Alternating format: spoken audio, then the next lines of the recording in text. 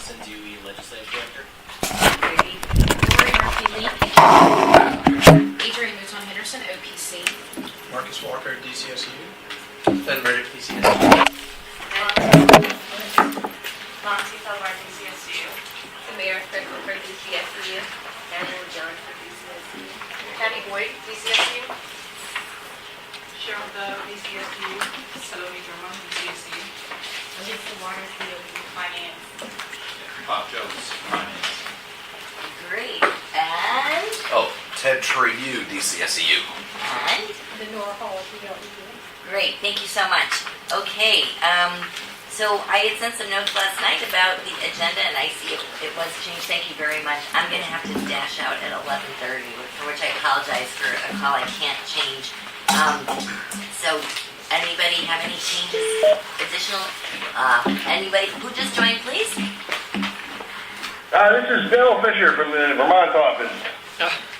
Welcome. Thank you. He helped us with our bid into PJM, and so Great. for that part of the discussion, I wanted to make sure he was available. Oh, excellent. Okay, great. Anyone have any further changes to the agenda? Anyone want to move for approval of the agenda? I move. Thank you. One of you want a second? Thank you. All in favor? Aye. Thank you. Any opposed? Oh, all in favor. Aye. Any opposed? Okay, thank you. Hearing none, the agenda is approved. I also circulated last evening my suggested comments on the minutes. I'm not sure if we have them here. Great. Okay, and there are some changes made. Thank you so much. So, you'll want to take a quick look, and then maybe we can take care of those. Oh, this is excellent. Thank you for making these changes. Sure.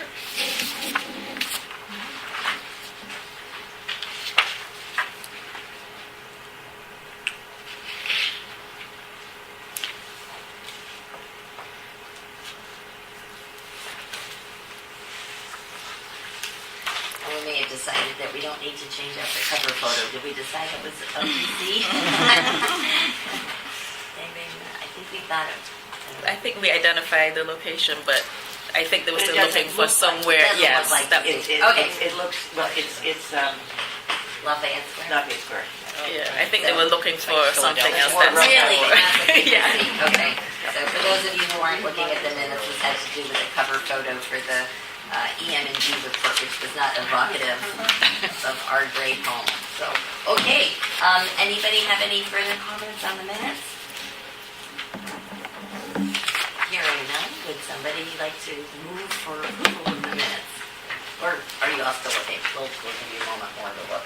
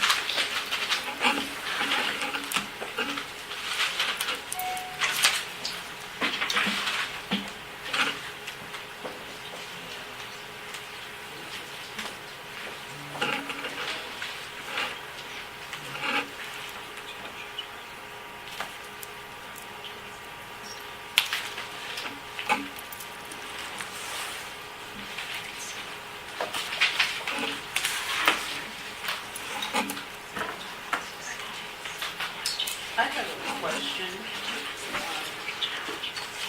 Either somebody told me, the sister told me, mentioned, or I read in the notes somewhere, that there was a discussion on the annual report and the allocation of responsibilities.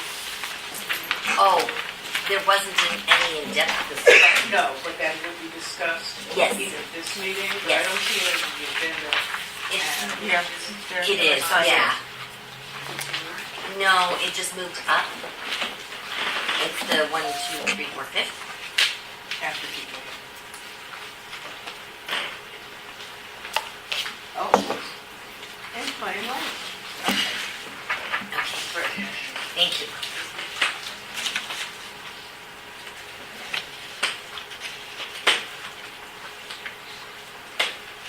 Anyone have anything on the minutes then? Anything further? All good? I moved that to the state acceptance. Thank you. Anyone second? Thank you. All in favor? On the phone. Aye. Take yourselves off mute and give a hearty aye. Yeah, thank you. Anyone opposed? Put yourselves back on. Okay, thank you. Minutes approved. PJM. Welcome. Thank you very much for coming for the PJM briefing. Do you want to come up to the desk and so you might be able to speak? You're here with PJM, right? Yes, I am, but Terry is actually going to present, but sure, I'd love to just sit there, make it easier for my note-taking during the meeting. Sure. Thank you. And what you want to tell everyone who you are? So, good morning. I'm Lori Murphy-Lee. I'm with PJM. I'm the liaison to the District of Columbia. On the phone, we have Terry Esterly and as well Evelyn Robinson. This morning, Terry is going to give a high-level overview of the capacity market and bidding EE. And let me add, Lori served admirably a number of years as a public service commissioner. Thank We you. miss her. Thank you. Thank you for your service. Thank you. Thank you. Okay, go ahead. Thank you. We have the slides up. Yeah, so we will, okay. Good morning, this is Terry Esterly. Can you hear me okay? Yes, thank you. Okay, great. I am a senior lead engineer in the Capacity Market Operations Department. Our department is responsible for the execution of the RPM auction. I'm going to give you an overview this morning of energy efficiency in the PJM capacity market. Essentially, our PJM capacity market is the way that PJM secures commitments to meet the system peak 3 years in the future so that we can reliably serve the electrical needs of the consumers in the PJM footprint.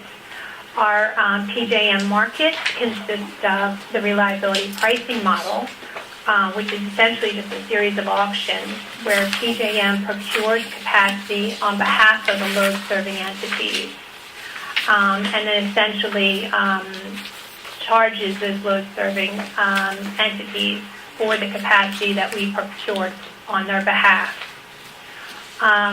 The other piece of the market is our fixed resource requirement alternative, which gives an opportunity for those LFDs that choose to opt out of RPM and having PJM procure on their behalf. They go out and they procure their own capacity to meet their own obligation and commit resources in an FRR capacity plan. Energy efficiency resources have the opportunity to either offer in RPM auctions or they can be committed to an FRR capacity plan. On slide 3, Excuse me, sorry to interrupt. LSC stands for? load-serving entity. Thank you very much. On slide 3, we depict what our RPM auction structure basically looks like. There are a series of auctions. We have our base residual auction, which is basically our major auction where the majority of the capacity is procured. And that's procured 3 years in advance of the actual delivery year. Our delivery years run from June 1st through May 31st. We do also have a series of scheduled incremental auctions, and they are conducted as you move closer to the delivery year. And what those incremental auctions do is we basically reflect any increases or decreases in load forecasts. So PJM could actually procure additional capacity if our load forecast has decreased, or we may release commitments and actually sell back if our reliability requirements have decreased. It also provides an opportunity for those suppliers who have committed, who actually cleared their capacity in the base residual auction. It allows them an opportunity to purchase replacement capacity in case their resource will not be able to be delivered in the actual delivery year because of some problem, whether or not it's a project like cancellation or delay, etc. We also have a conditional incremental auction, which we have not run one of those yet to date. Basically, that if there is a backbone transmission line that's delayed and results in a reliability problem in a certain locational deliverability area of our footprint, then we could actually conduct a conditional incremental auction to procure additional capacity in that locational deliverability area. On slide 4, I've given you the resource clearing prices that resulted in our last base residual auction in May of 2018. We ran the base residual auctions for 3 years in the future for the 2020-2022 delivery year. The clearing price in the rest of the RTO, or the unconstrained region of the RTO, was $140. So that means that any energy efficiency installations that were offered and cleared in the rest of the RTO in that particular auction would be receiving that RTO resource clearing price of $140 per megawatt day. If you were an energy efficiency resource that cleared in the Baltimore to BG&E zone, you would be receiving a higher clearing price of $200 per megawatt day. Terry, could you, before you say, you're talking about a Sure. capacity auction, and I'm not sure it would be helpful basically just to explain the difference between capacity auction and what's actually being auctioned versus buying electricity, buying energy. Sure, there's different, essentially, products. The capacity market is more of a kind of a planning tool. We are trying to secure commitments from resources in the footprint to actually be there in the future. So it's by when we get these, essentially, if you are taking on a commitment to be there in the 2021-2022 delivery year, if we clear your resource in the auction, you are committing to actually be there in that future delivery year, so that you would, and you're committing to be there and be available for us to call on you if we need you in daily operations. And that's separate from whatever the price of electricity is. It's totally separate from the energy market. The capacity and the energy market are two different things. The energy market consists of our day-ahead and real-time energy market, and that's more, more in real time. We're trying to meet the electrical needs of the system on a daily basis. The capacity market is more of a planning tool. We're making sure that resources are committed and going to be there in the future so that we can actually effectively, operate the system on a daily basis in the future. Thank you. And this is Vicki. I wanted to ask if demand response counts under either one of these. Actually, demand response, and I'll go into that a little bit further in the slides, but demand response actually is more of a basically a dispatchable product, something that when PJM calls for demand response in a particular area, we actually dispatch it and say, give you some notification time, and then you need to essentially reduce your load, either shut off processes, shut off lights, etc. Whereas energy efficiency is not a dispatchable product. It's something that it is some kind of permanent installation of an energy efficiency measure that has caused a permanent load reduction. So it's not something that necessarily is dispatchable. And as I go through the next slides, we'll hopefully illustrate that a little bit more. Okay, thank you. And also, for the record, Nicole Steele just joined on the phone. She texted me. Thank you. Okay, thank you. Go ahead, please. I have one quick question. The capacity market, that is designed to meet peak load, is that correct? Yes, it's designed so that it meets our system peak load, plus there's a reserve margin on top of that.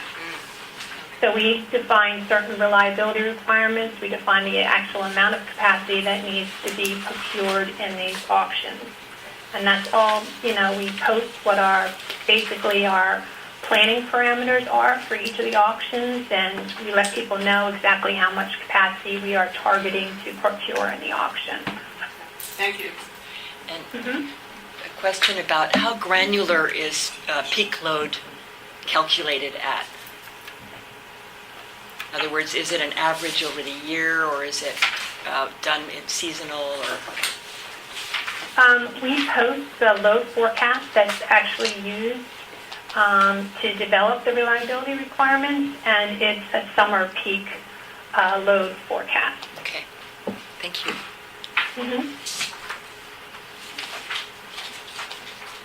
Okay, if you go to slide 5, this will give you an idea of the amount of energy efficiency that has cleared in our auction for the 2021-2022 BRA.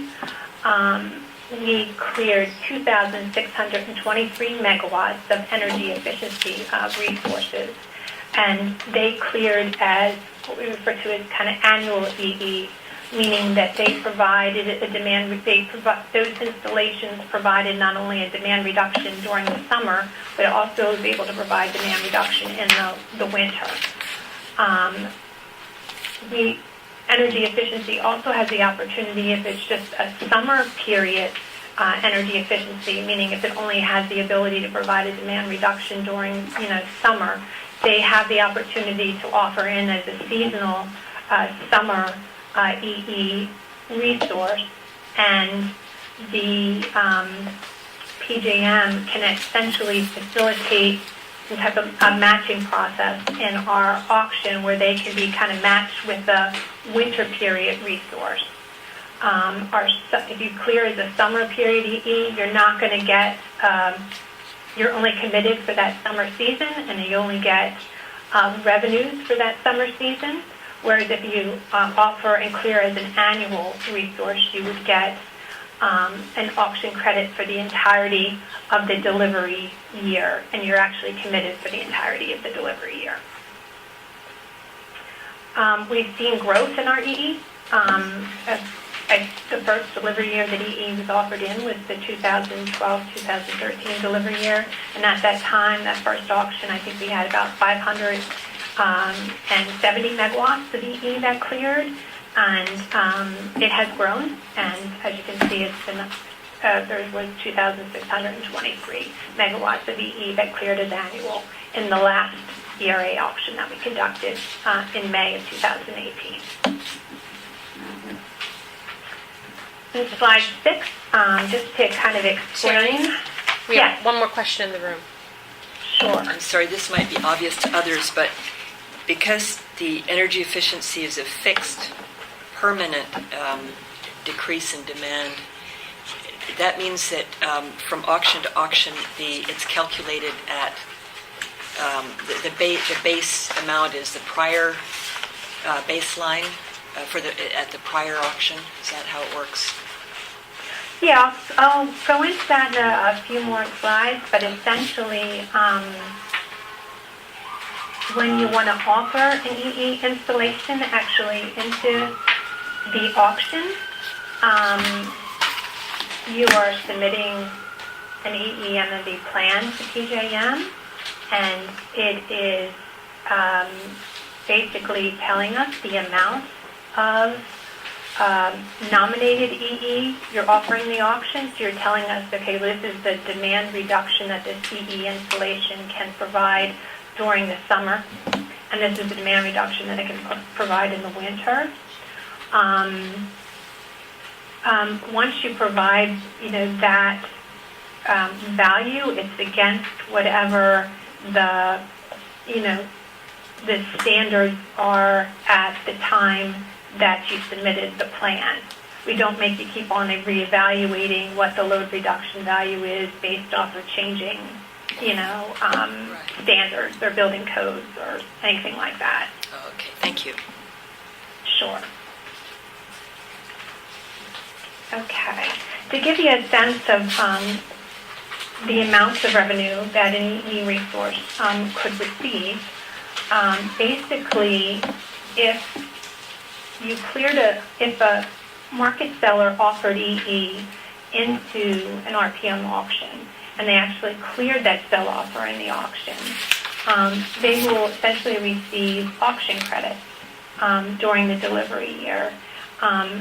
Those auction credits, PJM actually calculates them daily, and we bill them weekly throughout the actual delivery year.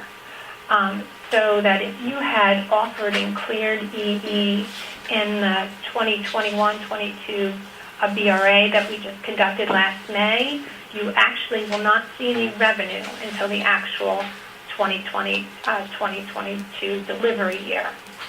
And then, for example, if you cleared just 1 megawatt and you cleared it as annual EE, meaning that EE provided both some demand reduction during the summer and also in the winter, you would receive a total of $51,100 during the 2021-2022 delivery year.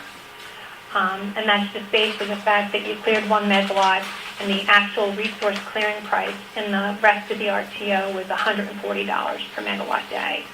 And you would receive that $140 actually for every single day of the 2021-2022 delivery year. So I don't want to disrupt, I don't know if this is if we'll hear from the SEU on this, but is this the sort of resource that SEU would bid in so that, and is this the kind of formula that it won't see the revenue until 3 years later? Bill? Or we could get to it in the end? Yes. No, he Okay, took right thank now. you. Tell you what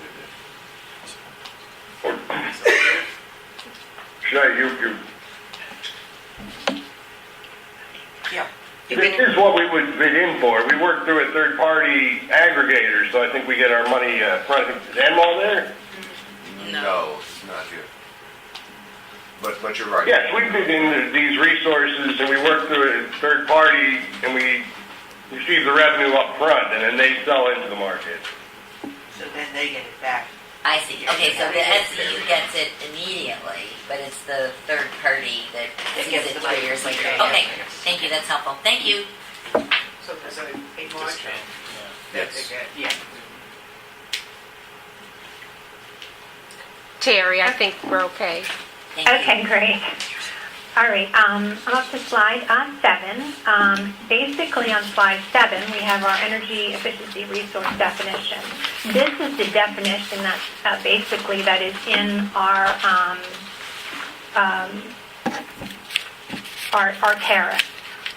So we have to make sure that anyone who comes and offers an energy efficiency resource into the auction is kind of abiding by this definition.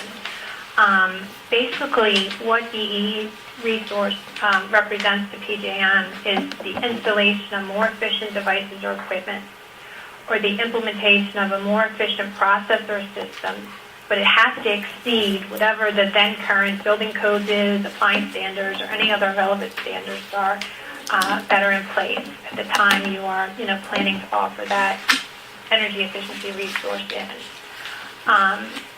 It has to achieve some kind of continuous reduction in electric energy consumption. It has to be at an end-use customer's retail site.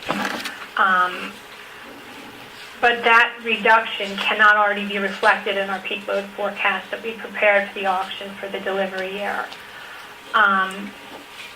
You need to be able to achieve some reduction during the summer if you are just offering in as a summer period EE resource. But if you're offering in as this annual capacity performance resource, you have to provide not only demand reduction in both the summer, but also the winter period. It needs to be implemented, basically fully implemented at all times, meaning it cannot be dispatchable. It has to be some kind of a permanent, installation that provided load reduction. If you look at slide 8, we have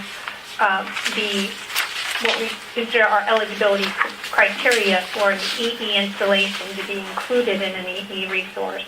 Basically, if you're doing an EE installation, it has to be scheduled, and you wanted to offer it into an auction, it had to be scheduled for completion actually prior to the delivery year. It could not be reflected in the peak load forecast that was posted for the auction in which the EE is offered. There is a little caveat there, though, because we have kind of made some improvements in our peak load forecasting where we have now kind of reflected energy efficiency measures in our peak load forecast that we used in the auction. And since we have done that, now we have to actually increase our reliability requirements, adjust those reliability requirements for any EE resources that are actually proposed for the auction, so we avoid any double counting of energy efficiency measures. We have been doing that for the last few auctions ever since energy efficiency has been captured in our peak load forecast. I guess we could have decided that since EE was already reflected in the EE forecast, take away the ability for EE resources to actually participate in the market and be a supply resource. But that is not the approach that stakeholders decided on. They decided that, okay, we'll allow EE resources to still participate, but we need to do an add back. We need to increase the reliability requirements so that there is no double counting. An EE resource has to actually exceed the standards, whether it's the building code standard or appliance standard, whatever the relevant standard is at the time of the installation and at the time you plan to offer it in, that EE installation has to exceed the standards that are in place. And again, we have to have that load reduction during the EE performance hours, which are our summer performance hours, and it has to also provide some load reduction during the winter performance hours if they are offering in as a what we refer to as a capacity performance product. That's our product that is supposed to be available all the entirety of the delivery year. This is Vicki again with a question, but it may be too off topic. Well, I guess it certainly helps us with planning, but I haven't been up to, I guess I haven't seen anything recently on it. Isn't the question of what's available all year round, is that being litigated now? Like, is that a definition that's likely to change? Summer-only product issue. So, do you want me? Sorry, Lori. Do you want me to go, Terry? Yeah, sure. Go ahead. Okay, so you're asking about whether a product cannot be capacity performance or all year product. Yes. So yes, that a portion of that is in terms of the energy efficiency piece. We are discussing it in the stakeholder process. Evelyn, is that at FERC right now, though? Yes. Yes. I'm not sure if you're referring to, the discussions in the stakeholder process of some demand resources that can only provide load reduction during the summer period. And there is some discussion going on how they can, participate and get more value for the entirety of a delivery year, if that's what you're referring to. Yeah, that's for demand response. Yeah, so that's what I was trying to understand. You were asking Yeah. for demand response, or were you asking specifically for energy efficiency? Or The dispatchable. I think it's demand response. Yeah. you were asking Yeah. for demand response? Yeah. Yeah, Oh, this sorry. presentation Yeah, is really that's geared right. toward energy efficiency and not really demand response. Is permanent. I did have a question on this issue of exceeding the standards at the time of installation. Yes. If the building code subsequently or the appliance standards subsequently change, does the installation lose its ability to be bid, or is it kind of grandfathered in? The actual demand reduction that the installation produces, the calculation of the reduction is based off of the standard at the time when the EE resource was offered in. So if those standards change after you've kind of submitted your plan, you don't have to go back and readjust what the demand reduction is based off of the change in the kind of standards. We just look at whether or not it is exceeding the relevant standard kind of as known at the time that you're offering it in. Thank you. And I'll go in a little bit about kind of the vintages of the installations, because depending on when your EE resource is installed determines, basically which auction you're able to offer that energy efficiency installation into. I'll cover that in a few more slides.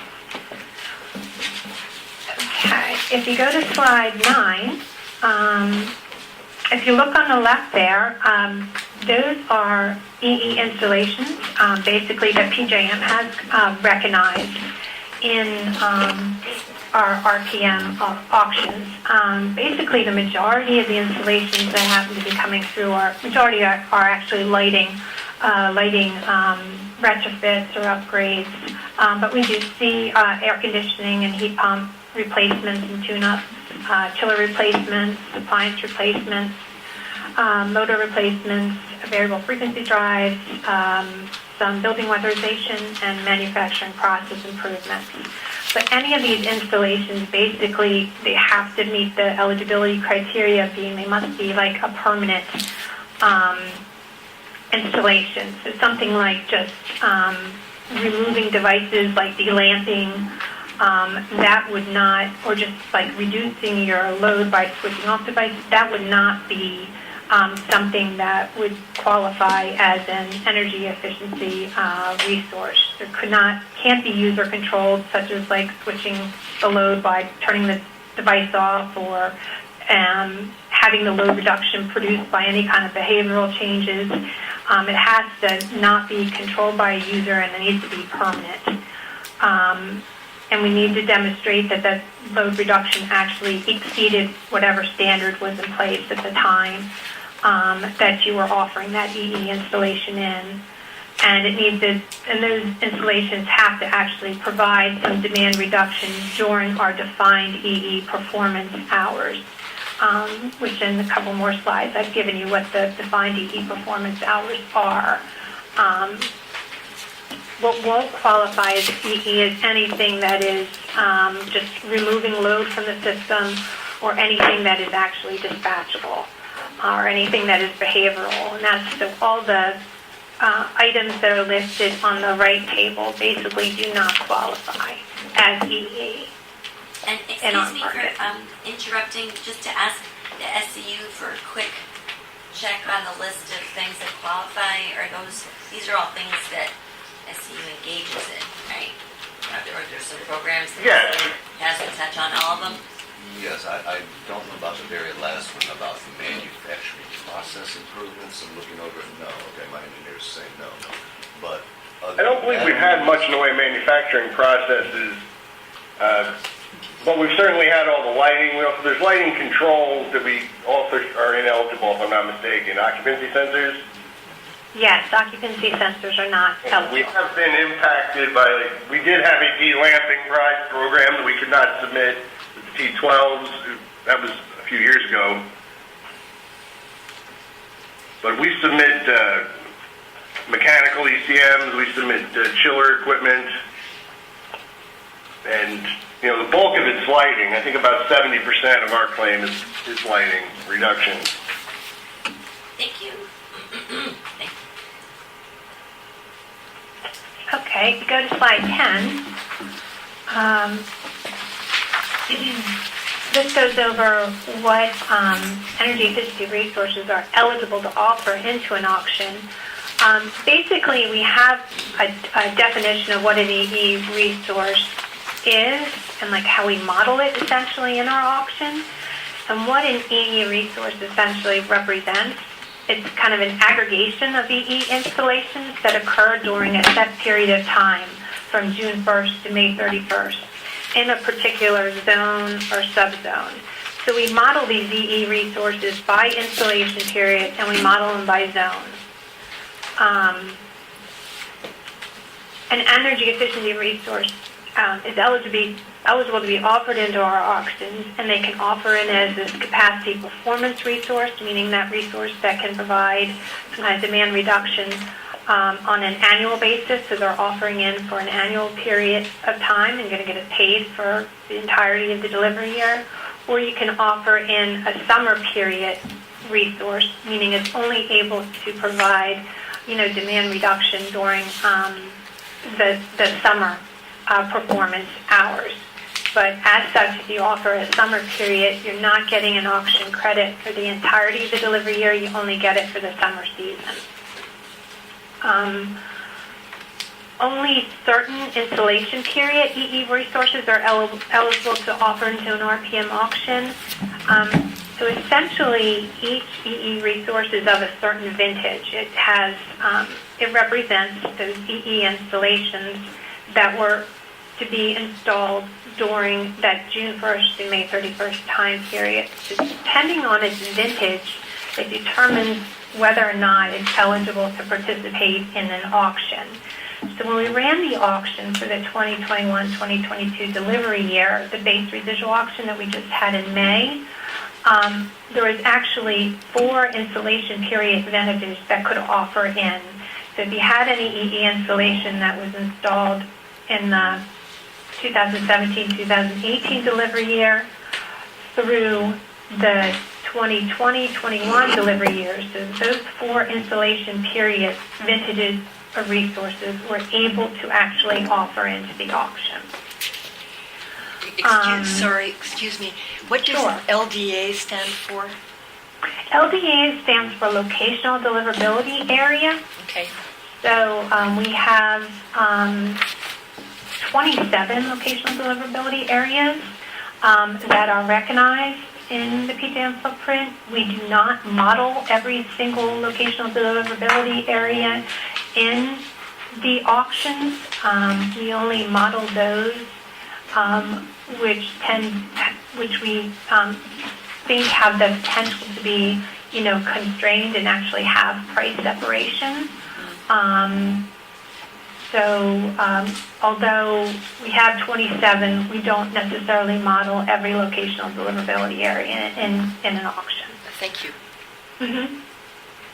But what they do is they allow us, the locational deliverability areas actually allow us to recognize the locational value of capacity.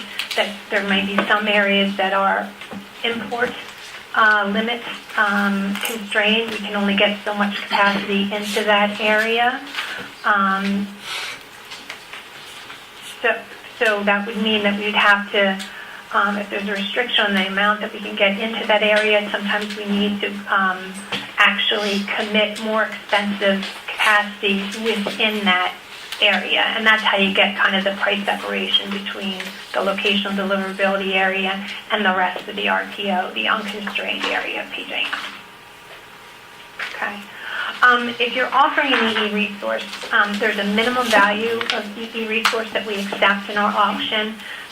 So that EE resource has to have a demand reduction value of at least 0.1 megawatts. You can aggregate a number of installations in a zone in an installation period to create that EE resource, but at a minimum it has to be 0.1 megawatts.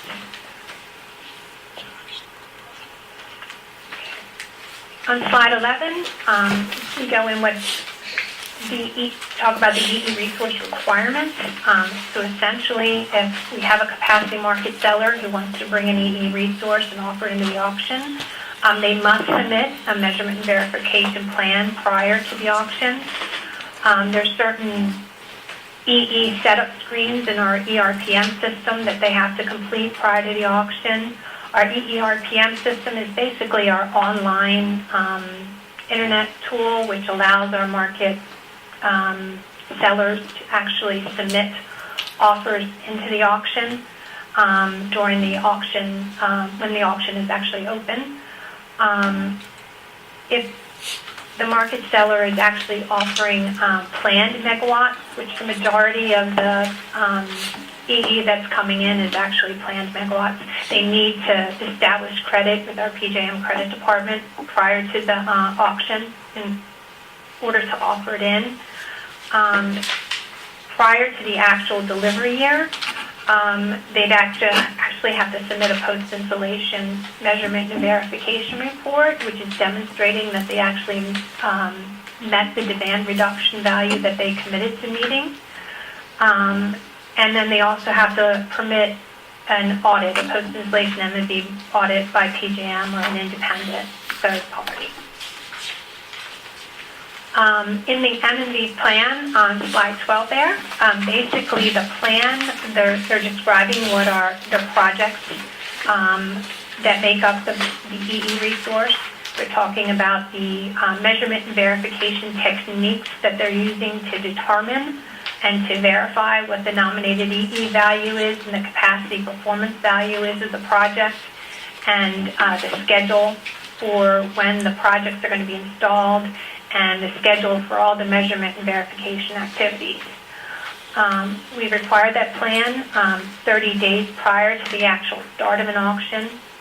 The plan is auction specific, so they're telling us and addressing the megawatts that they intend to offer in that specific auction.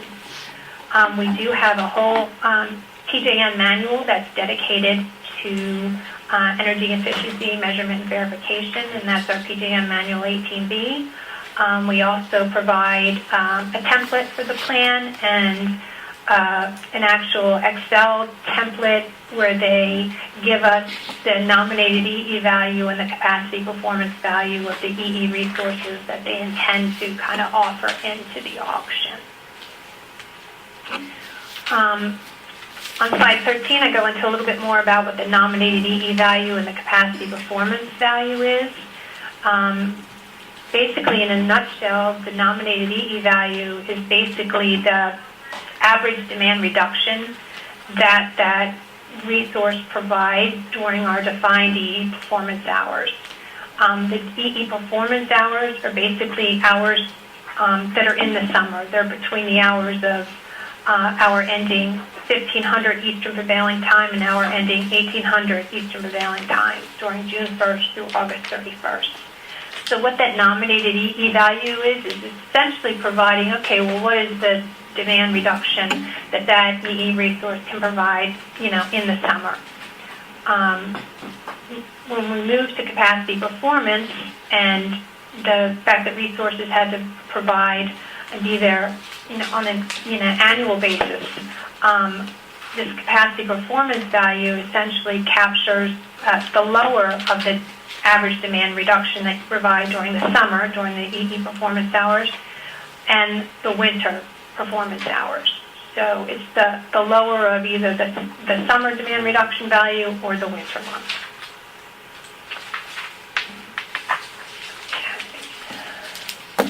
When we talk about the delivery year post-installation M&V report, this is different from the plan. This is the actual after the installations have actually been installed. You're going to, the report actually documents what the results of or any kind of measurement activity and post-installation verification activity that was done. So basically those activities that you do are actually validating and demonstrating what the nominated EE value was and the capacity performance value was of your EE resource for the delivery year. You're also giving us a demonstration of capacity rights, which basically means that you're attesting that you as the capacity market seller have the rights to that, capacity. And also, you're giving site-specific information for the programs that involve any kind of direct installation, whether it be, a lighting installation at an end-use customer site. We're looking for site-specific information, like an EDC account number, EDC meaning Local Electric Distribution Company account number. We're looking for locational information, the address, etc. And we're looking for the actual demand reduction, that would be specific to that site. When you have a delivery or post-installation M&V report, that's due actually 15 days prior to the actual start of the delivery year. And those reports are delivery year specific. It's basically meaning that they only address those EE resources that were committed for that delivery year. Again, the requirements for those manuals basically would be covered in our PJM EE M&V manual, which is the PJM Manual 18B, and we do have a report template out there to help our capacity market sellers who are offering in EE. There, on slide 15, basically, there we have a performance requirement for EE resources. Essentially, the performance requirement for our EE resources is that they have to just demonstrate the committed nominated EE value and PP value in their delivery year post-installation M&V report. So you need to have a report that demonstrates that demand reduction. And if you're not able to demonstrate that, you could have basically have a shortfall. So you'll be short of meeting your commitments that you made for the auction, and as a result, you'd be subject to penalty charges if you fail to demonstrate at the level at which you committed to. Excuse me, this is Sandra Mabufer again. So how often is there a shortfall? Well, we have assessed providers in the past shortfalls for not reaching their commitments. Our providers do have an opportunity to replace their commitments by purchasing capacity in those scheduled incremental auctions. So if they purchase capacity in an incremental auction, they could use that as basically a source of replacement, so to kind of avoid a shortfall and not get a penalty charge. But if a resource provider fails to go out and purchase replacement, then they would be subject to this penalty charge. So that I assume that does not happen frequently? Where the penalty is actually imposed? It does happen. I mean, remember, there's other,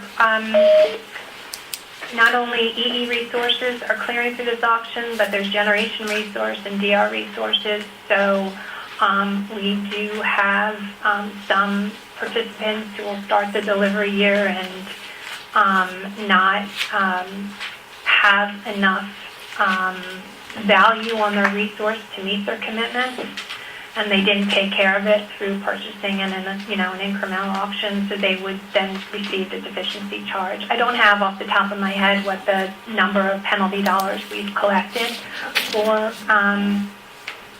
failure to demonstrate commitment compliance,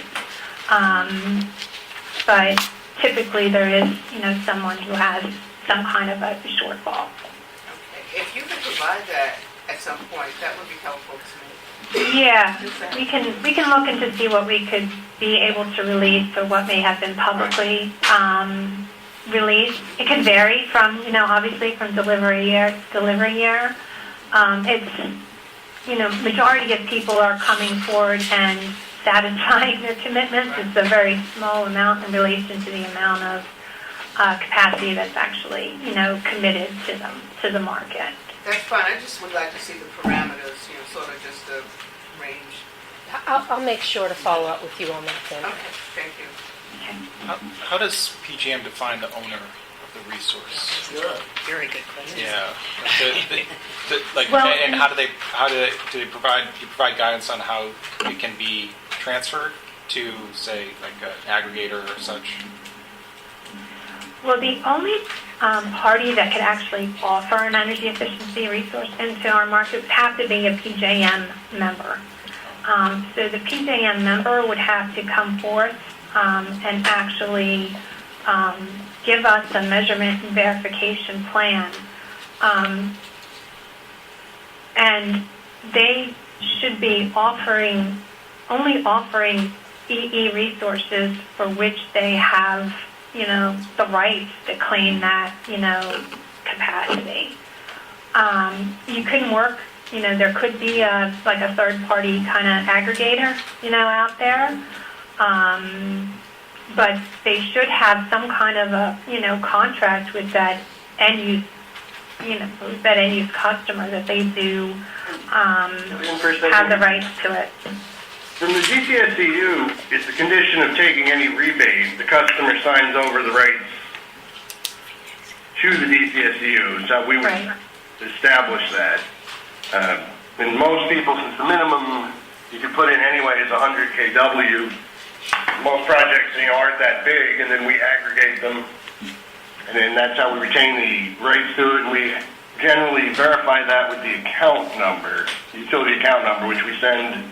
I believe PJM cross-references that to make sure that they didn't sell to somebody else too. Yeah, we do ask for site-specific information, so we do ask for an account, number,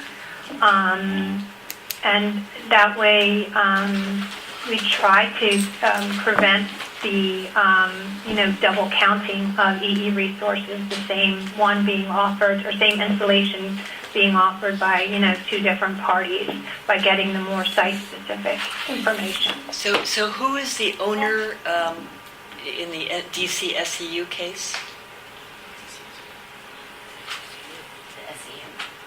So SEU is SEU a member?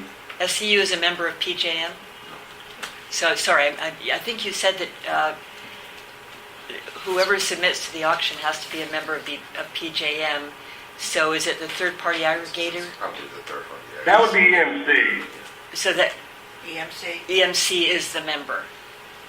Yeah, EMC would be the PJM member who actually offers that installation or that resource into the auction. So EMC contracts with the SEU and obtains the rights that the SEU has gotten as the condition of the rebate. Right. Great. Thank you.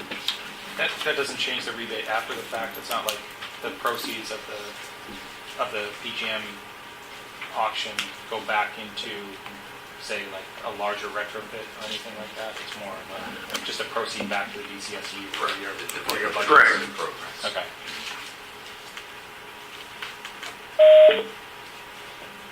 And that is all I had for you this morning. Does anybody have any additional questions? I hope that kind of struck the right balance. I didn't know how in depth you wanted to go. It's very helpful, thank you. Yeah.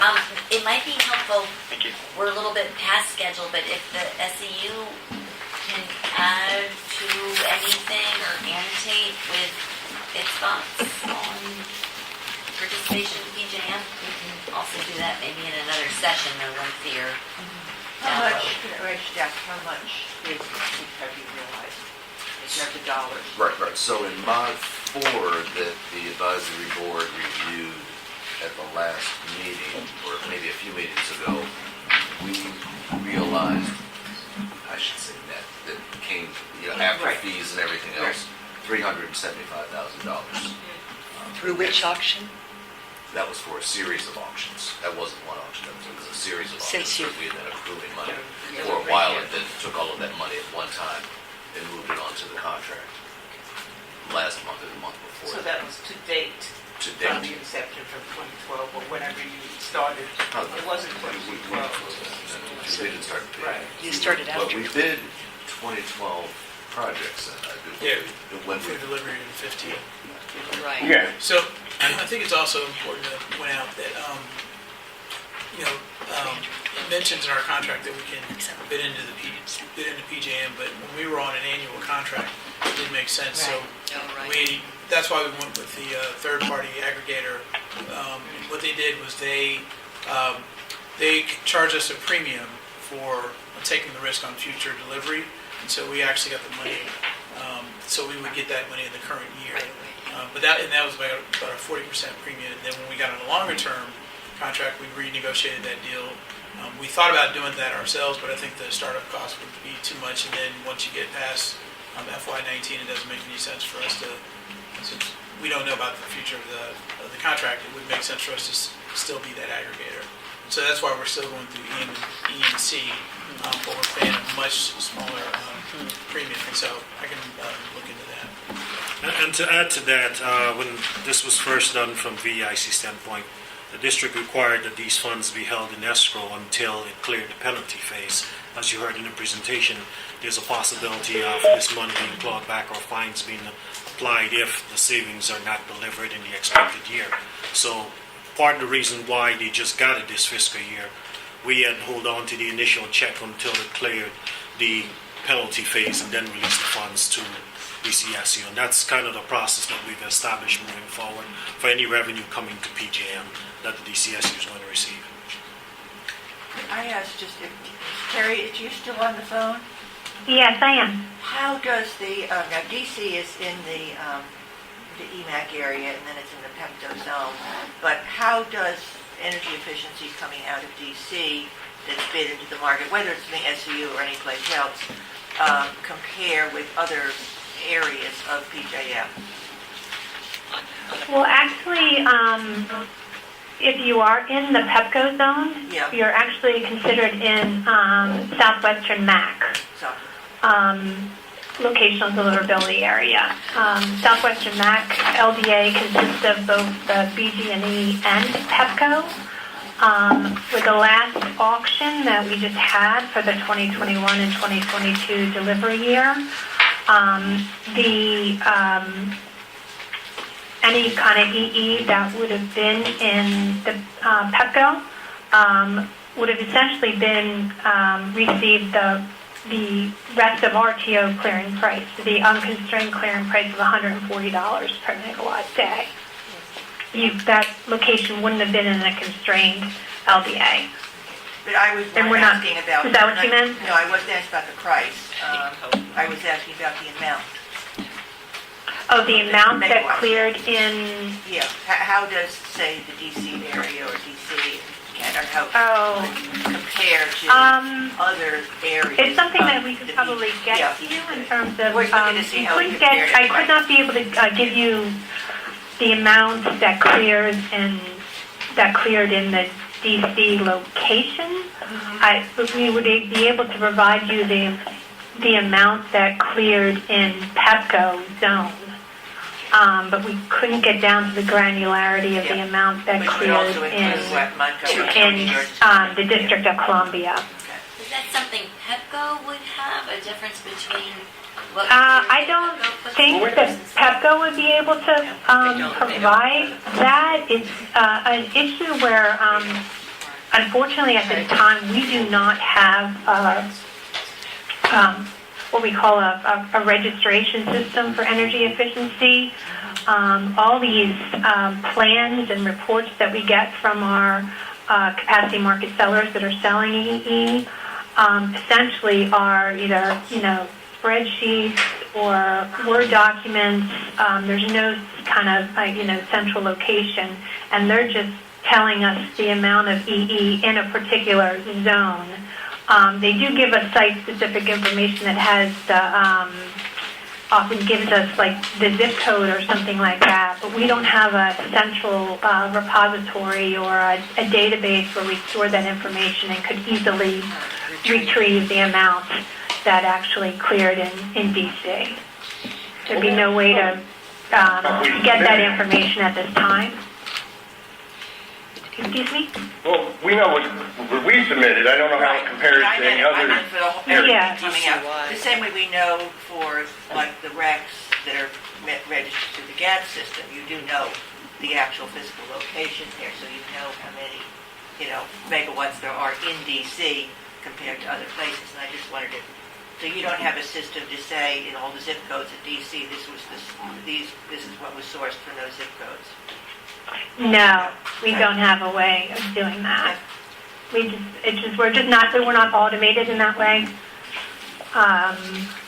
So we wouldn't be able to do that. The only thing we could provide you with is the amount of energy efficiency that's offered and cleared that was located in the PEPCO zone. And then you could maybe compare that to the amount of EE that you had that's associated with your EE in DC. PEPCO zone. The PEPCO zone is DC, Montgomery County, and Prince George's County, right? Right. Yes. Even after the merger. This is the PJM Right. construct. Yeah, I have a question, but I'm happy to forego it if we're too much off time. Is it lengthy? I don't think so. No, I'm noticing that DC's building code re-upping every 3 years is coincident, I think, to the very month of the PJM auction, which means that the energy efficiency baseline. Depending on when the mayor signs off on that code, really could affect the. Do you see what I'm saying? Maybe. So it could. Yeah. It's maybe an unfortunate coincidence actually, because it could keep the baseline low by 3 years. When do you count the building code changes? Is it from when they are programmed to change on a kind of year-to-year basis, or is it the very month where they become applicable, where they're formalized? Well, when a capacity market seller submits their energy efficiency MMV plan, they are telling us which building code is or standard is applicable for that installation, for that EE installation. Okay. So they kind of identify it in the plan, and essentially that's the code at which is used to determine what the demand reduction value is for that EE resource. So even if that code, changes by the time you submitted your plan to the actual delivery year, you still use whatever code that was in place at the time you submitted the MMV plan, or that would have been relevant at that time. Okay. So we don't ask you to go back and keep on adjusting your demand reduction value. Fair enough. And those code changes often just Every 3 years. don't go into by the time it gets through the process. Yeah, It's supposed to be every 3 years. But they often apply to some future date, construction after some future date, too. There's a It's not grandfathering always- period. It's not always immediately effective the minute it's signed and passes Congress. Right. Thank you. Anything else? Anything else that you want? Okay, thank you very much. It's really helpful. Really appreciate it. You're welcome. Thank you so much, Terry. Oh, you're welcome. I'm going to drop off now, okay? Okay, Have a great. good day, everybody. Take Thanks, care. you too. Thank you, Lori. Okay, bye-bye. Okay, so let's roll right into the annual report. Any introductory remarks from SEU? From DOE? Sure. Just to frame that, we recently went through an evaluation of the DCSU's contract by the Office of the Inspector General. It was triggered by the signing of the 5-year multi-year contract last April. And they recently concluded all of the back and forth. We've been, sending over a lot of information. The purpose was twofold: to determine whether the terms and conditions in the new multi-year contract were unfavorable to the district or conflicted with any best practices of the district, as well as to assess whether the contract terms have been effectively implemented and administered, with a look at DOE's oversight of the contract.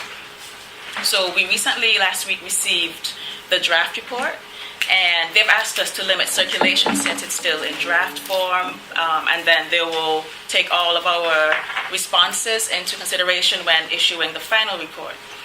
One of the recommendations in the evaluation report had to do with the board, and they referenced actions by the chairperson. So we sent that that recommendation over to the chair, and with that, the chair... Another career-ending move with the chair responsibility for the board.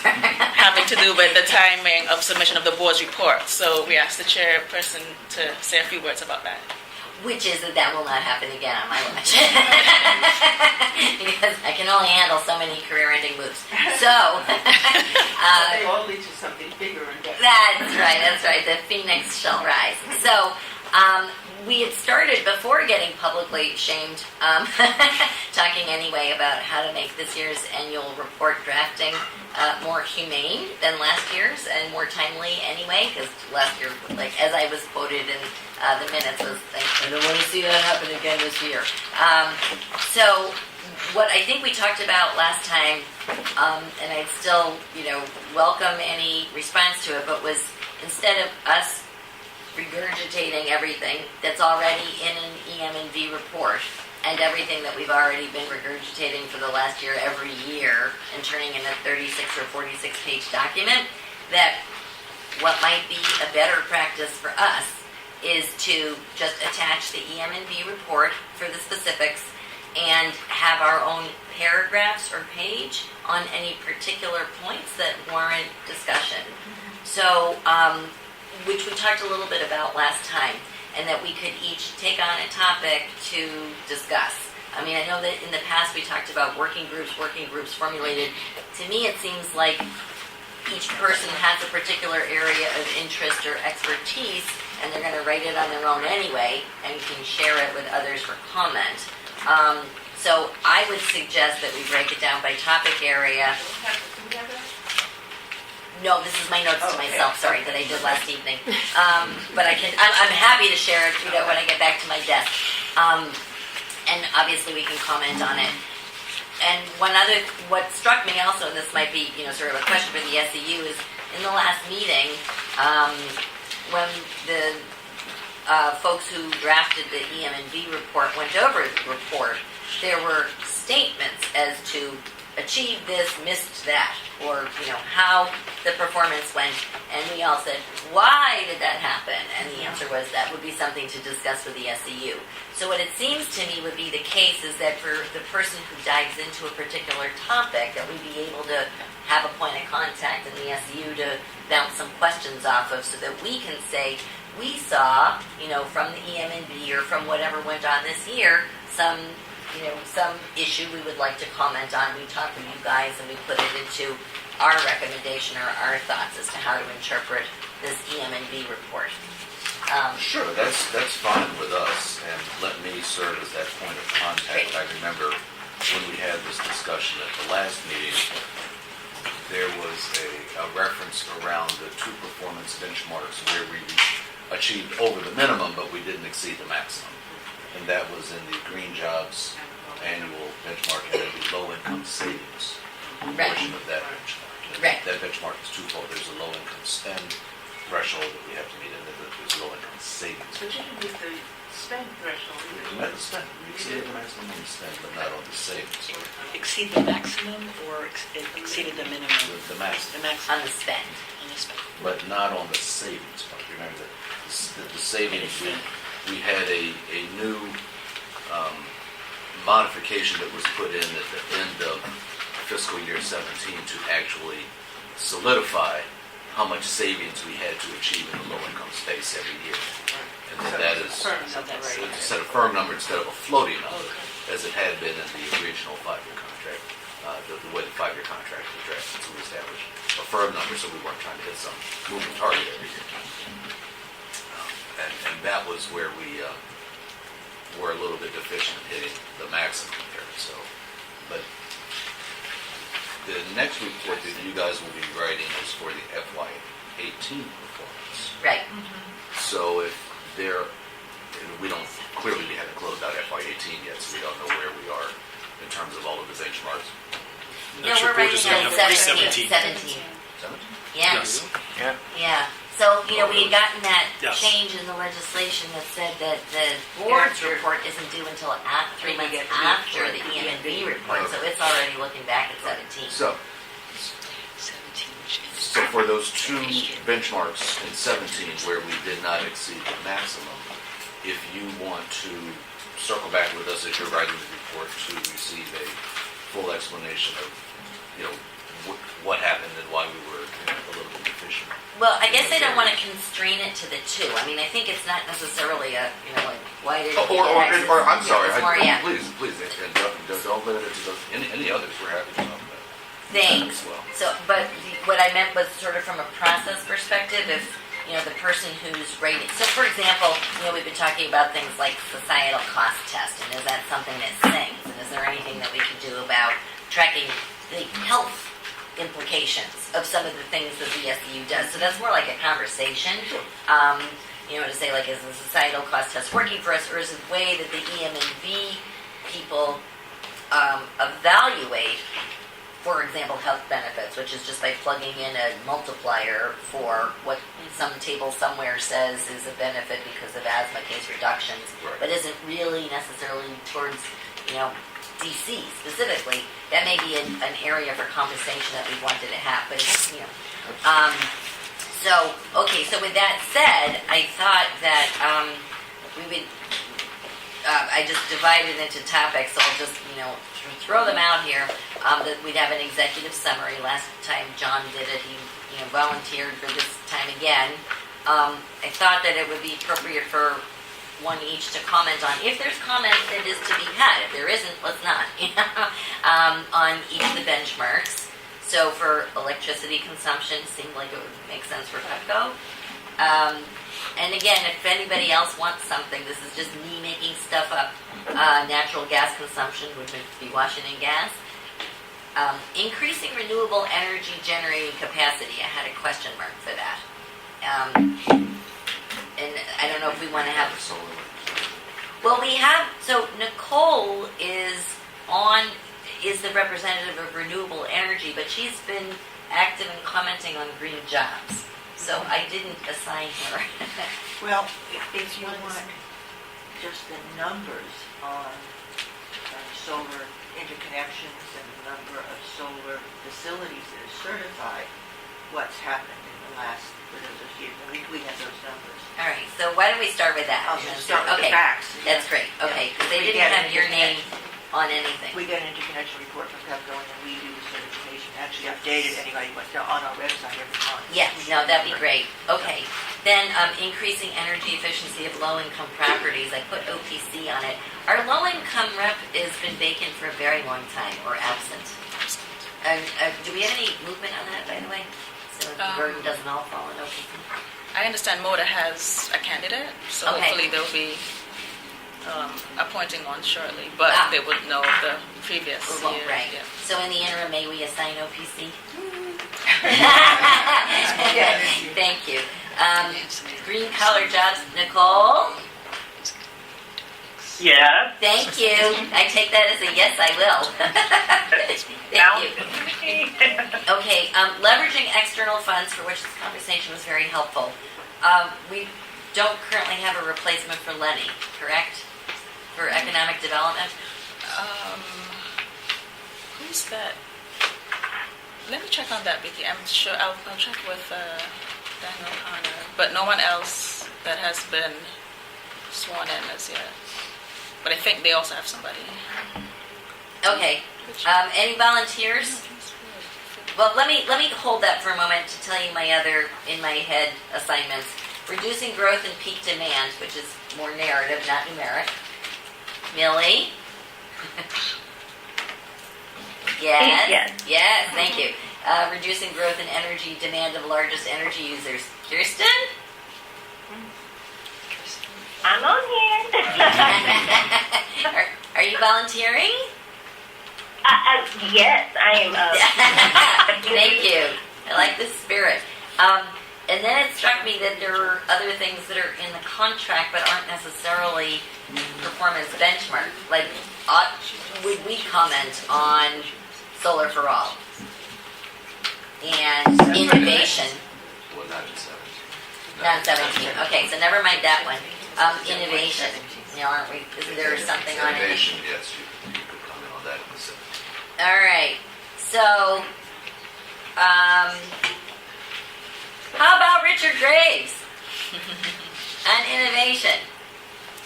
And we can talk more about this offline since you're new and are being put on the spot. He's still there. Or aren't here. In which case, you are definitely on. Yeah. Okay, I'll give him a call later, unless there's any other volunteer on innovation.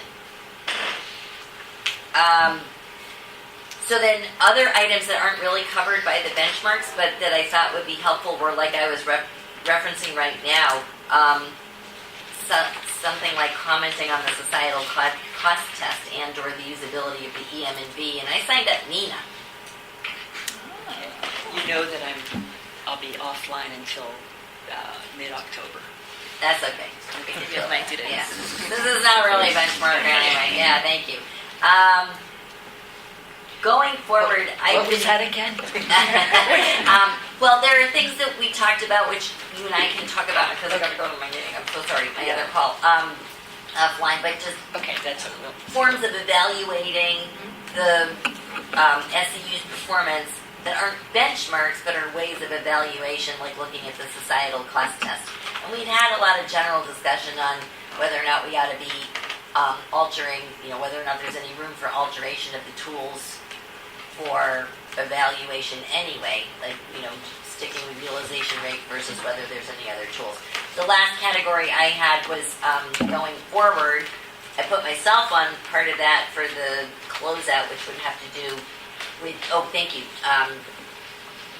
going forward recommendations, because I've been having a bee in my bonnet about legislative changes to benchmarks.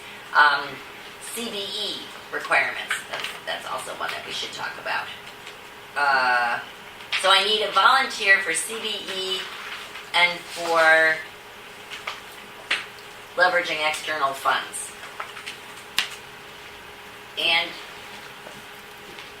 with that, I will think about it and name names by email. I got to run if I do have this 11:30, but I may not, so I may or may not join you. Would you care to Sure. assume? Thank you so Absolutely. much. Thank you.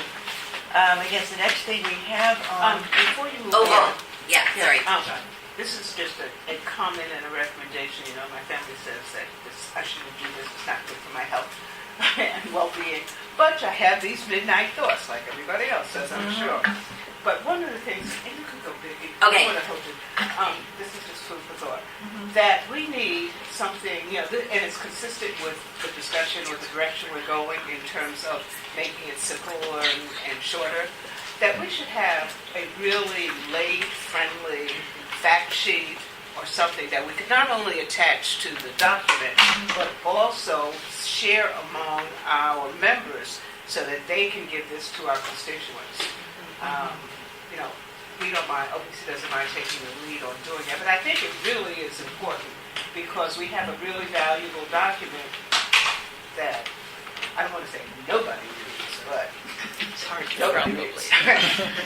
But it's important information, and consumers in particular need to know, how their money is being spent and what they're doing in very simple terms. So I would like to add that as one of the things that we include in this final report, and that we distribute to, our members. Now, the adding is, and this I'm just thinking out loud, we have money, right, to effectuate, implement various projects. Maybe that's something that we could do almost independently, have it actually produced, published, sort of. So what is the SEU Advisory Board and what do we do? Well, not even that more. I'm really What's the talking, SEU? that would be a paragraph, a half Yeah. a paragraph. But really, what did they do? What did the SEU do? What was the interconnection? What did we focus? Really It's a great summarizing the report. But, 1, 2, 3, 4, 5, 6, done. A one-page One summary of the one report. page, 2 pages. at And it would be most. every year. It would Yeah, become a yeah, feature. and we could distribute it, mail Yeah. it, have it available, at our outreach events, all of us. I remember Dan Wedderburn decrying the fact that not enough marketing was built in to make the SEU's work more accessible, overall work more accessible. This sounds like a really nice. And the reason I suggest using the SEU money to the extent that it exists, it just takes it out of, us Get something figuring out designed, who something get easy, design, something- yeah. easy, right. Yeah. Okay, that's my recommendation. Okay. And Madam People's Council, if it would also help in the construction of the advisory board's report. Of course, you have our annual report, Right. which is published kind of about a month and a half or so after the close of the fiscal year, so you'll have access to it. There's also, you guys haven't mentioned the annual audit that takes place. Maybe you attach those documents just as you're attaching the E&V report. But as other, Right. supplemental Reference, data. yeah. Reference. Okay. The audit report might not be that dense. Our annual report then leads the preparation of that is probably 30-odd pages. It's a 2017 one, it's been out for a while. Yes. Yeah. Okay. One other thing, Vicky just said that she wants to send out a schedule of when things are due. I'm going to object. So 3 months after the EM&V report was received, which has now been received as when is this due to the council now? We are expecting the revised draft based on the comments. We got the last board meeting by this Friday. We'll eyeball it, I would say, by next week, the latest, and we'll stamp it as final, because we need to review it to make sure everything has been accurately incorporated, and then we can stamp it as final and send it over to the board. So, So say September 20th, the middle of next week? middle towards the end of next week, I would put it towards So maybe September October, November, 22nd. December, so this is due right before Christmas, our report. I'm just Exactly. getting a time frame for the board's report, if it's due to the council 90 days after. 90 days after, yeah, so just about the end of this council period. Yep. Okay. Okay. That's the time frame. Okay, thank you. Moving right along, okay, you are up with ECSU program update and annual plan. This is the handout here. Yeah, so people on the phone have this electronically, it's sent out. Thank you very much, and good morning again, everyone. And as all of you know, today is September 11th, so we have about 20 days left in the fiscal year. So I'll give you some numbers that we're reporting on as of the 7th of this month, actually. So these numbers reflect where we were as of about a little under a week ago. This is the chart that we always present to the board. It's also in your packets so that you can actually see this. And Might be easier to see the chart.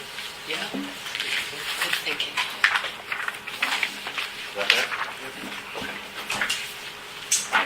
So that you can see these in the packet that you were given when you came in. Again, let me highlight a couple of numbers here. The way this chart is designed, most of our goals have minimums and maximums attached to them. This is column right here will show you the percentage that we are towards the minimum threshold in the goal. This chart here, this column here, shows you where we are as in relation to a percentage of the maximum. So you can see for the first one, for electric savings, as we reported last month, we've already exceeded the maximum goal for the year. So we're doing very well there. On gas savings, we've exceeded the minimum, but we have not yet achieved the maximum. So we're waiting on some big projects to close, hopefully, over the next 20 days or so that we can get up to the maximum and exceed that again, just as we did last year. Renewable energy generating capacity well over the maximum there again this year. Low income savings, which is one where we were talking about a little bit earlier, where we did not exceed the maximum last year. We are above the minimum, clearly not to the max. And so, as I have mentioned at a number of different advisory board meetings over the months, we launched a new program for our low-income programs this year. Solomon, wave your hand over there, who was leading that program. We call it the Income Qualified Efficiency Program. And so a number of those jobs, work orders have gone out. Work is being done, and we expect to land those jobs over the next few weeks. Similarly, that low-income spend is tied to the low-income savings. So you'll see where the low-income spend number has not exceeded the maximum yet either, but we're working very hard to close, as I said, a number of projects. Salma, you would say about how many projects we're expecting to close in the next, 20 days or so? I would say at least about additional, so far, up to that list, we've done about 133. I would say another maybe 30 more projects. Okay. So a lot coming in over the next few weeks. Green jobs has been mentioned. We are currently sitting on 72 jobs. The minimum there is 66 and the maximum 88. So we're about 82% of the way to the max. A lot of the green jobs are tied to a lot of the contractors going out here and doing work. So we're counting the hours of the individuals who are working on these projects. Again, a lot of projects going on this month. So this number should rise dramatically by the time we present our final numbers to you either in late October or early November. The last one that I would look at here is CVE spend. Again, a lot of the work tied up in the low-income program is being performed by certified business enterprises, and so this number will come up quite a bit as well when we give you our final report. The next report that we give you, hopefully we won't have to report in October because we're going to be getting close. So we can report something to you in the November timeframe and show you some final numbers for the year. Tiff, Yes, ma'am. what level of confidence do you have that you will actually meet all of the benchmarks within the reporting period? The maximum level? The maximums. Well, so you I don't know this, conjecturing. You don't know, but I just wanted to have your view. The only the two maximums that we have not achieved already, as you can see, are gas savings and the low-income ones and the green jobs. I would look at the staff and say, green jobs, we should be, you think we'd be a little bit short on green jobs? About 93%. About 85 out of 88. Okay, which is about where we were last year, give or take one job. Gas, we are, cautiously optimistic. Yeah, we'll be in good shape on gas. On gas. The low-income spend, what would you say? We'll be fine. Savings maybe around 7 or 8%. Which is higher than last year, but not at the max. All right, thank you. Okay. Thank you, Madam People's Council. All right. Next one. We've had some really good earned media over the last couple of months. I won't dwell on this too much other than to thank Director Wells for co-authoring a piece with me that was pretty widely circulated about the role of energy efficiency in creating just and inclusive communities. We gave that to you in your packet last month. I don't know if it's in there this month, but if you haven't seen it, we're happy to circulate it to the members of the advisory board so that you can see these pieces and others. We lost our public relations manager, unfortunately, and so we're in the process of replacing that individual, and so we should be able to introduce a new PR manager to you by then. Hopefully in October, but So that we can keep this good earned media moving forward. Excellent. We're always very happy to talk about our workforce development efforts that are led by Cheryl Duff. Cheryl, right here. And here's Cheryl here in the picture here. This current cohort consists of individuals who are working at WMATA, DC Water, Howard University. We have 2 additions. One is working at the Council of Governments, and another at UDC. And so they're not in this picture, but they were added to the cohort fairly recently, and so we're doing some great work there. A very talented group of individuals, and that will help, particularly with DC Water with their benchmarking efforts.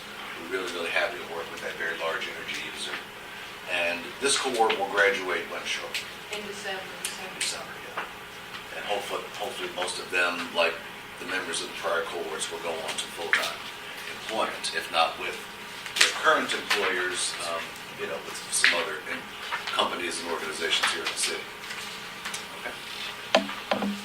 And this is the final slide that I wanted to present to you this morning. Then we're going to have Marcus get up and talk about where we are with our FY19 budget, as well as where we are with our FY19 annual plan. George Washington University continues to be one of our large customers that we've been working with and doing a lot of projects over there. The federal government as well. We've done a lot of work with steam traps with the federal government. Significant gas savings coming out of a lot of those projects with the federal government. This Conway Center pictured here was a comprehensive energy efficiency retrofit for a building that serves low-income residents. The IQEF program, the Income Qualified Efficiency, is one that where, again, we are trying to match contractors and have the owners of buildings pay in towards the energy efficiency projects. This is really helping us spread our dollars even further in the low-income space. This FY19 iteration of the IQEF was launched actually in FY18 so that we can start work on these low-income projects, hopefully by October or November. People are submitting projects, reviewing them and submitting them over the next couple of weeks, and we want to really launch that low-income work very early in FY19, and so we can keep those contractors out there and working and keep them busy. I know that a lot of you have heard about the seasonality of some of our low-income work. We want to make that more regular and not so seasonal, and so we launched the IQEF early so that we can get those projects going early. Ms.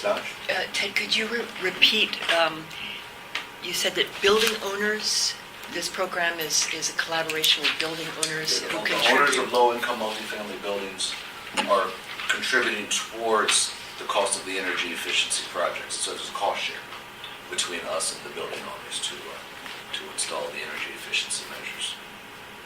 And the contractors are going out there and bringing those opportunities. And what is the reward, other than good neighbors and so on, for how are you getting these low-income multifamily owners attracted into this? The contractors are engaged in it. We've also invited them. They've come into our offices as well. Salma, you want to talk about it a little bit? So that we can engage them directly as well. Yeah, so we do business development directly with a lot of the building owners. In addition to that, we ask some of our contractors themselves to go out and find projects. But the idea of the IQA program is to have all the applications in and then compare them against each other to find the best low-income projects. I see. So it's kind of like we have a bid out kind of Right. 2 million, everyone applies to get. So the reward is getting the the contract. Okay. Thank you very much.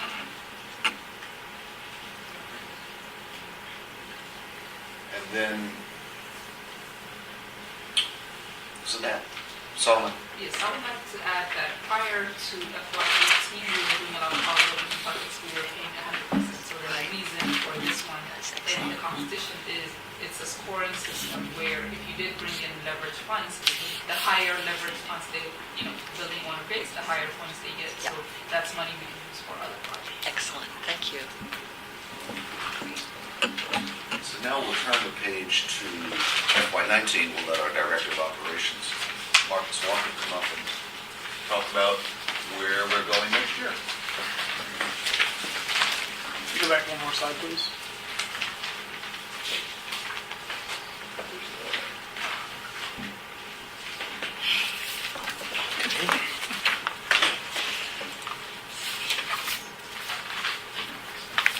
Okay, great. All right. Thank you, everybody.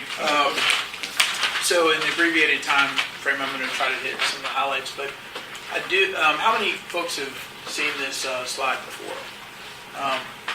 What this represents is when you look at when we started the program in FY 12 through 2017, it was kind of like this is what our program offerings were, and the results were kind of commensurate. So we did a lot more CV spend, we did a lot more low income, we did a lot more single family solar, but we weren't actually achieving the maximums of the savings goals. And I think with the advent of the new multi-year contract, which is actually requiring us to work with some of the largest energy users with deeper customer relationships, do more things around technical assistance, attribution, and also looking for more innovative ways to get bigger and cheaper savings. It's required us to do more things around like training and technology, some of the attribution and pay for performance programs that we've developed.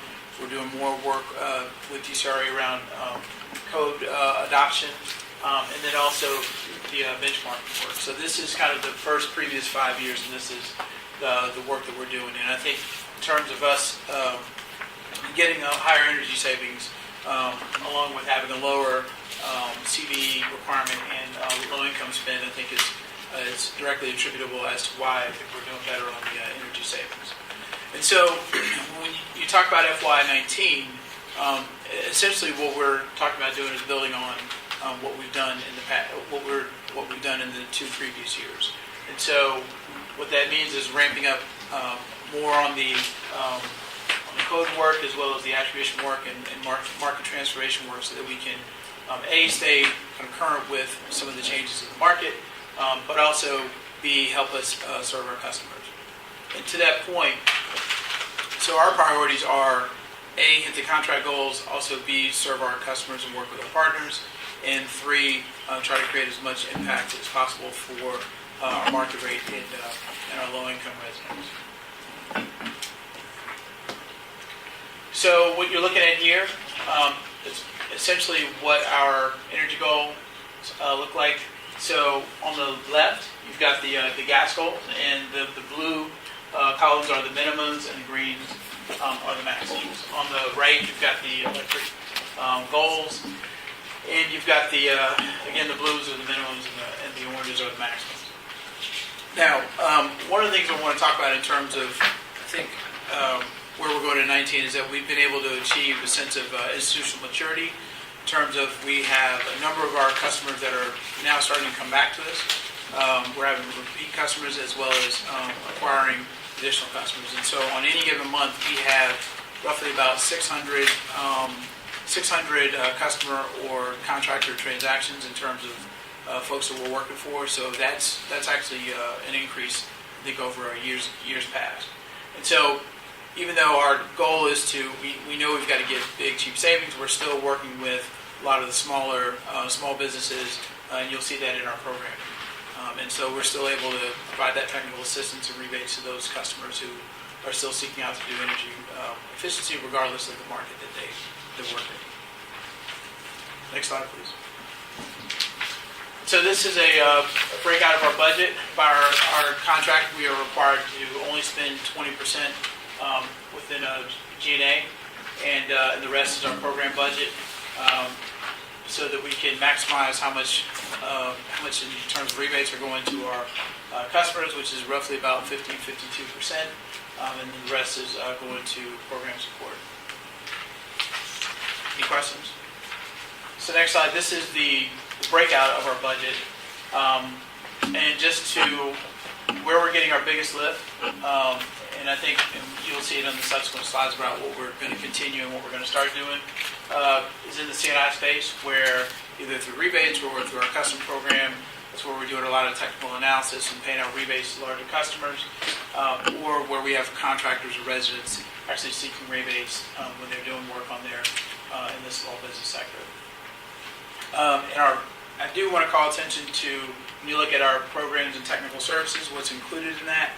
That's our community engagement, our leveraging efforts, public affairs, the client compliance that we have to do for CB and green jobs, our energy management planning, our market transformation work, our workforce development, IT and application development, our AIM&V work, as well as our customer service support. So in the commercial space, in terms of what we are going to continue doing, as I've talked about, we're going to continue working with our largest energy users, but also supporting our small businesses with, and we're actually working upstream on some of our rebate programs. What we're going to start doing is we've got a number of proposals that our staff are working on in terms of attribution as well as pay for performance. Does anybody know what pay for performance is? Okay. So it's signing an MOU with a prospective customer based on their actual performance of the energy of the ECMs that they install. We pay based upon we do a pre and post measurement, and then we pay upon the post measurement. So we agree to a yield up front, and if they're doing like retro commissioning or something like that, those are the results that we're going to pay for. Whereas right now we're doing kind of a prospective analysis and kind of estimating what the savings are. These will be based off of actual savings. Is this the first year that you'll be doing that? Yeah, 2019? so it hasn't actually been approved. We've submitted it to DOE. Our NMR is going to take a look at that, our third-party evaluator, and evaluate the program to see when we could actually do some implementation. We're also looking at doing some refrigerating controls work. Slightly a little bit more expensive, but we think that there's some big lift there in terms of the refrigeration sector. But we also think, in the light of when you think about the lighting cliff, the residential lighting cliff, where LED is going to become baseline, I think January 1st, 2020, we're looking for opportunities to replace those savings, because at that point our residential lighting savings are probably going to go down anywhere between 70 to 80%. So the bulbs that we're discounting in the stores, that's not going to be a reliable source of savings for us. Okay. So residential. Will be the only bulb. Right. Yeah. Exactly. There still will be some niche bulbs out there, but I think with DLC and Energy Star, that'll probably dominate the market. And on the residential side, I think as Ted talked about, we implemented the IQEF competitive bid process, where building owners and contractors are working together to get more customer contribution. It's actually increasing our yields on our low-income savings projects, so that's helped our dollars go further. We are also launching an energy opportunity fund, so we're using that as an opportunity to go out and fundraise to do greater low-impact projects from any community sectors, whether it's sponsorships, commercial sponsorships, or foundations who want to invest in doing low-income work. And then also, as we've talked about a couple of times here, we're doing the SREC program, the leveraging program, where we're working with DC Sun and doing guaranteeing the price of their SRECs so that we can leverage those in the market. And then also we've done energy kits in the past. We're going to do those again, as well as the NEST bulk purchasing program, where we're working directly with the manufacturers to buy down the cost of those thermostats. All right, a new offering. The good news is a lot of this is not new, I think, for the folks who've been on the board, because I think we've talked about it leading up to this point. But as you also know, we're doing Solar for All Crest development, as well as the low-income single-family program this year. Our target is roughly about 100 homes, and we've done that work in the past. But we're also going to do some emergency heating and replacement work that we've talked about in here and try to go above code with those installations. And we'll be working with DOE as well as the Office of Aging to make that happen. Any questions? Questions? Very good. So some of these new FY19 are proposed that DOE still has to approve, but these are your plans. Is that Yes, correct? they're our annual plan, and it's in draft form. And so we've taken their comments, but for the most part, I think we're preparing to roll some of these out. But we You wanted expect to, them to be approved. yeah, And I guess our role is on these proposed new ones. We've gotten any advice on any of them, or comments on them, I can see from no questions. well, and I think also during the Q1 timeframe or the Yeah. first couple of months, as we roll these out, we'll go into more in depth, and then Right. you can have opportunity. Any to, opportunity for comments and Absolutely. guidance from the suggestions from the board Yep. on some of these new ones. I would only say on the income qualified efficiency projects, again, I think you're aware of the deed retrofit program that the commission, the Public Service Commission has just approved, using the money from the Washington Gas acquisition merger approval. Yep. That's so we be sure that either coordinate with that or at least don't duplicate. Definitely. Yeah, that's about Duly $4 noted. million. I'm sure you're working with Washington Gas on that. We haven't had an official discussion, but Yeah. I'm actually the point person for that. So, Oh, great. Good. Great. Yeah. so, but- And we plan on sending the annual plan over to the board as soon as the SEU incorporate the suggested edits. The board will also have an opportunity to review and comment on the plan. Okay, great. Thank Yeah, you. no, we'd love to definitely coordinate efforts. Yeah, I'll need your input, and I'll need input from the DOE as well on that, since it's overlapping with weatherization assistance program and such. So. Great. Just to remind us, are those energy efficiency programs gas-specific or neutral in terms of energy source? Can they be electric as well as gas targeted? Or The final version of the settlement was that they would be open to other fuel types, but the focus was gas. Okay. Yeah, And not to that's interrupt, the way it ended up in the final version, yes. yeah, not to interrupt, this is Adrienne Henderson, but we also had a meeting last week with PSC on the EE Yeah. meeting, and so we Yeah. understood it to be that we'd be working collaboratively with the PSC and the funds from PEPCO that was leveraged for the EE low-income program Yeah. with Sean, so we'll be. That's right. Oh, Yeah, right, we so have the- that's the more PEPCO. complicated. The bigger picture is more. I will say There's two funds. Yeah. One is Right. Washington Gas and one is from the one merger. Yeah. we'll have to talk very soon, just given the timeline of when the RFP has to be issued Yeah. and signed. So we'll, Yeah. next For the few Washington weeks. Gas program. And my understanding was PSC staff was going to be reaching out to you. Okay. So. They might have reached out to one of my colleagues. Well, I'll make That's all sure. filtering down. Yeah, when I get back to office, I'll We send wanna- an email out. Okay. That way we can have that phone We call. get, Yep. So can we just clarify that for a second? Yes. 'Cause- so this sounds like there's two merger. There are two. Yeah, there are There's two. money in the Exelon settlement, Yep. which is in escrow for energy efficiency programs and low-income multifamily housing. And then there was more recently, Right. in the Washington Gas merger, a fund amount of money that is under, there's also for low-income and Multifamily. specifically for multifamily, and the PEPCO, the Exxon money's emphasis on low-income. The difference is that the low-income, the Exxon money is for the commission to really determine how we use that. The gas money, the company to make a proposal under some guidelines and timelines that we've set up, but the company will be Oh, got it. undertaking them, whereas for the other ones, we'll have to decide who's going to undertake it. Right, so it sounds like we should start the conversation with Yes, Sean. with the gas money sooner rather than later. Great. And it's all retrofits, not new construction, right?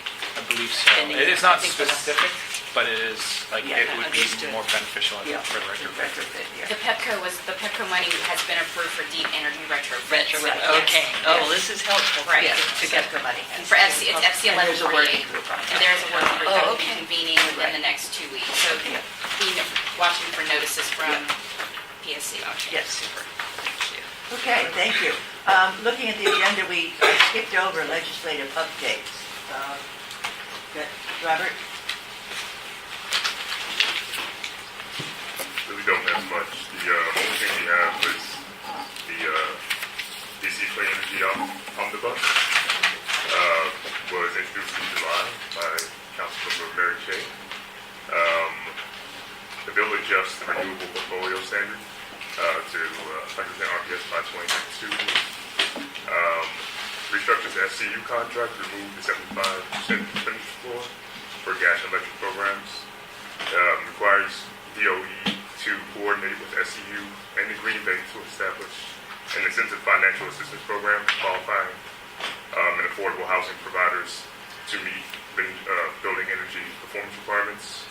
And there is a hearing set tentatively for October 9th. In Councilor Jason? Yes. Right.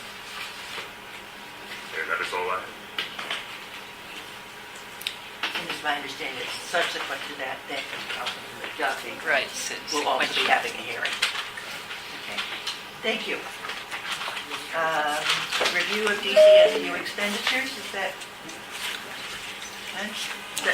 Oh, sure. Is there a written short- report here, or is it just something quick? I know we're getting near the end here. No, it's just to give you guys a breakdown of where we are in terms of spending for the year.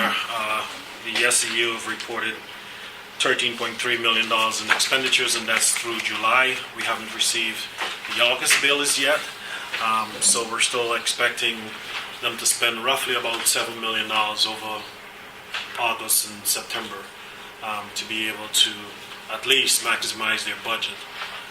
Keep in mind, there isn't a requirement for them to spend all of the funds, but if they're going to hit these targets, they will need to do so. In terms of SETF collections, these are the revenues that we collect from both Washington Gas and PEPCO. To date, as of July, we've collected 18.7 million roughly, and 14.5 of that came from PEPCO and about 4.2 from Washington Gas. We're hopeful that by the end of this year, as in the end of the next couple of weeks, September 30th, that we'll be able to get to the $22.1 million that we at least anticipate to collect in the fund.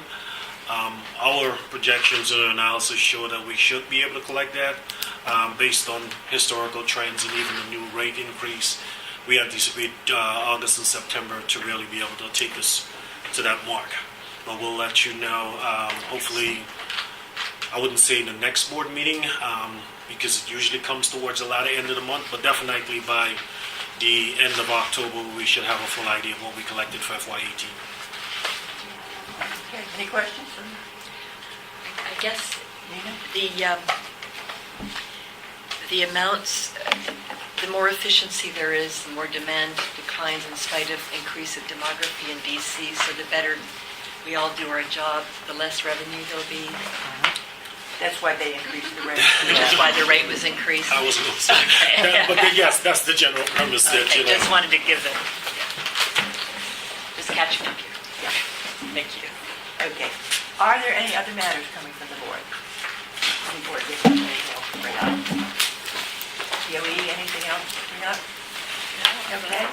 Are No, you- we'll send the EM&V report as soon as it is available, and if there are any additional comments or concerns that the board would like to see incorporated into the report, please let us know before we stamp the final word, the final draft on it.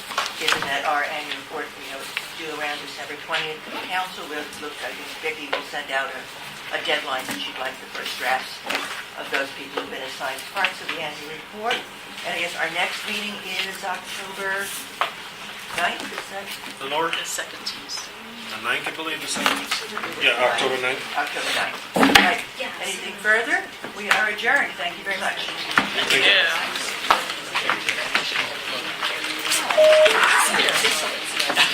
Well, then, enjoy. So there's going to be actually various reports through 2 minutes.